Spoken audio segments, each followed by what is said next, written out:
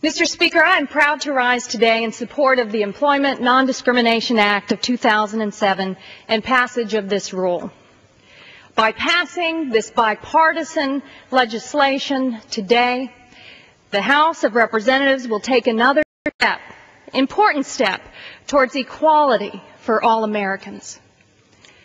During the 230-year-plus history of our great nation, the march towards equality under the law for all of our citizens has sometimes been slow, but it has been steady.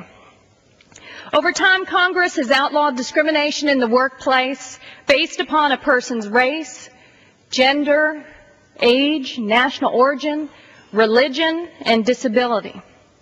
Because when it comes to employment and hiring and firing and compensation and promotion, these decisions are rightly based upon a person's qualifications and job performance. Sometimes the fight for equality has been slow in coming indeed. This legislation that outlaws job discrimination based upon sexual orientation that the Congress will pass today was filed and introduced over 30 years ago.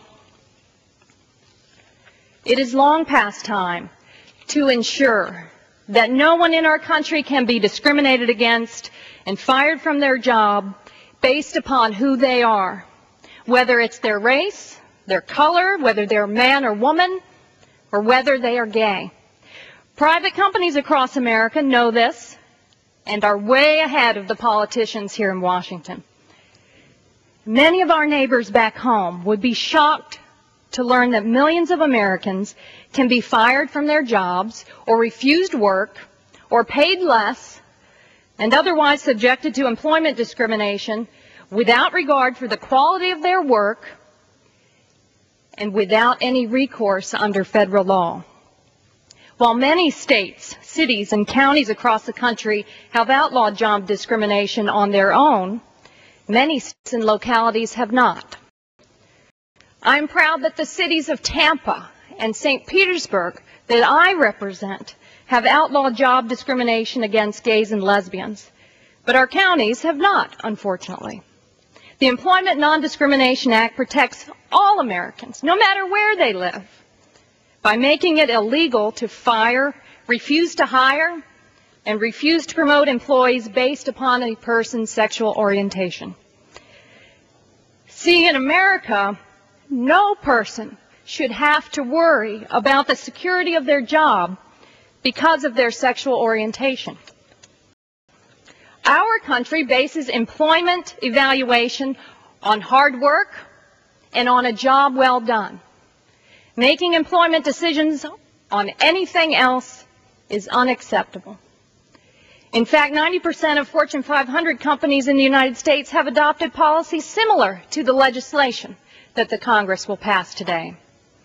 And a broad coalition of businesses and community organizations strongly support this landmark civil rights legislation, including the Human Rights Campaign, the Anti-Defamation League, Central Conference of American Rabbis, the National Education Association, the Leadership Conference on Civil Rights, and I'm proud to say the NAACP.